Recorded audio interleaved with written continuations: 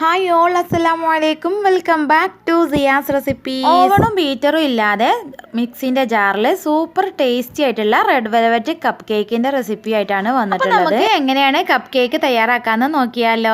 ഈ ഒരു cup cake തയ്യാറാക്കാൻ വേണ്ടിയിട്ട് ഫസ്റ്റ് തന്നെ നമുക്ക് ബട്ടർ മിൽക്ക് ആവശ്യമാണ്.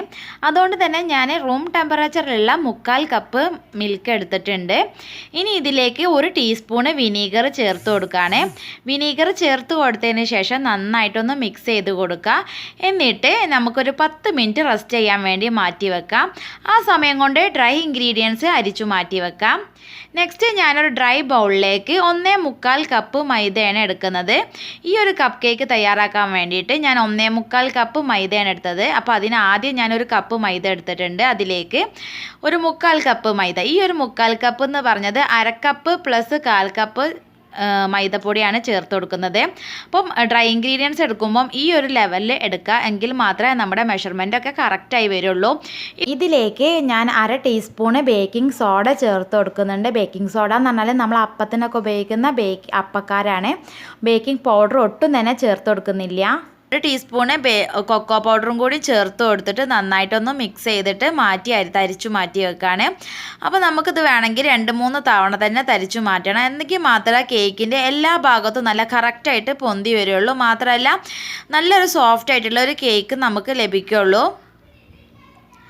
അപ്പോൾ ഞാനിവിടെ 2-3 തവണ തരിച്ചതിന് ശേഷം ഞാൻ ഇതുപോലത്തെ ഒരു വിസ്ക് വെച്ചിട്ട് നന്നായിട്ടൊന്ന് മിക്സ് ചെയ്ത് കൊടുക്കുന്നുണ്ട്.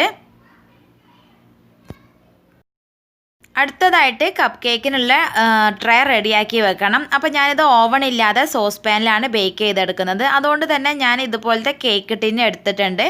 അതിൻ്റെ ഉള്ളിലേക്ക് ഞാൻ കപ്പ് കേക്കിൻ്റെ കപ്സ് ഇറക്കി വെച്ച് കൊടുക്കുകയാണ്.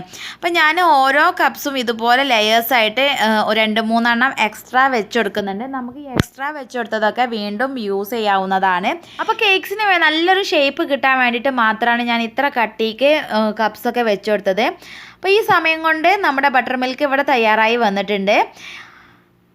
അപ്പോൾ ഇനി നമുക്ക് വെറ്റ് ഇൻഗ്രീഡിയൻസ് ഒക്കെ മിക്സ് ചെയ്ത് വെക്കാം. അപ്പോൾ അതിന് വേണ്ടിയിട്ട് മിക്സിൻ്റെ ജാറിലേക്ക് ഈ ഒരു 1/4 കപ്പ് ബട്ടർ മിൽക്ക് ചേർത്ത് കൊടുക്കുന്നുണ്ട്. അതിലേക്ക് 1 കപ്പ് പൊടിക്കാത്ത പഞ്ചസാരയും കൂടിയും ചേർത്ത് കൊടുക്കുകയാണ്.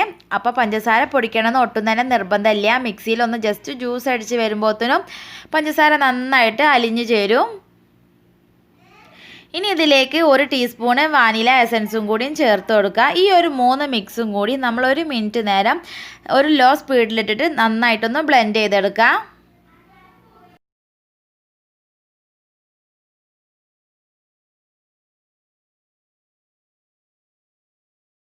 അങ്ങനെ 1 മിനിറ്റിന് ശേഷം നമ്മളിത് ഓഫാക്കിയതിന് ശേഷം ഇതിലേക്ക് 1 കപ്പ് ഓയിൽ ചേർത്ത് കൊടുക്കുന്നുണ്ട്. അതുപോലെ തന്നെ 1 പിഞ്ച് സാൾട്ടും കൂടി ചേർത്ത് കൊടുക്കുക.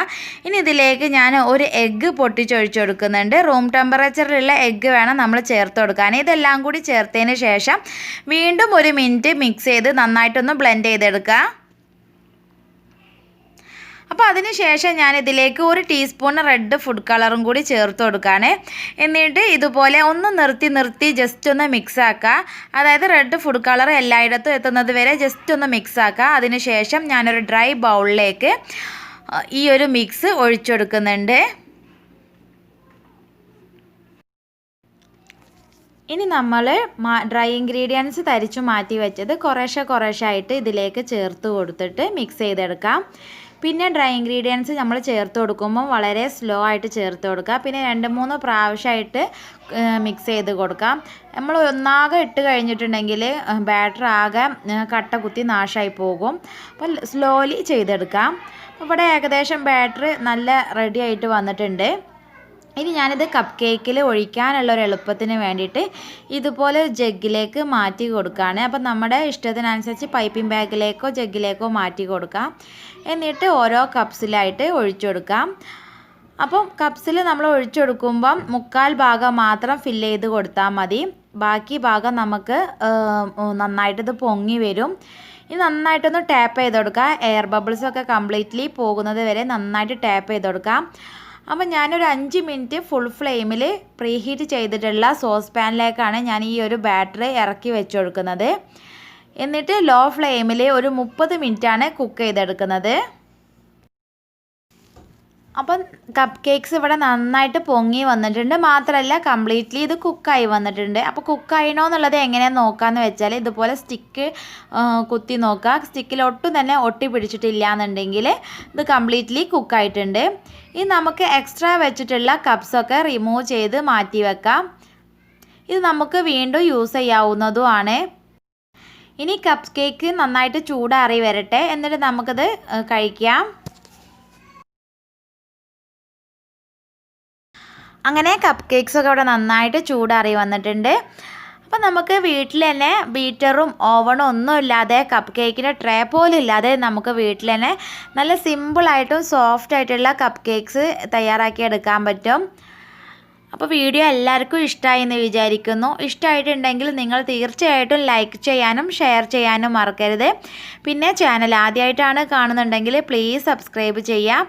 പിന്നെ ഈ ഒരു റെസിപ്പി നിങ്ങൾ ട്രൈ ചെയ്ത് നോക്കുകയാണെന്നുണ്ടെങ്കിൽ ഫീഡ്ബാക്ക് അറിയിക്കാൻ മറക്കരുത്. Thanks for watching.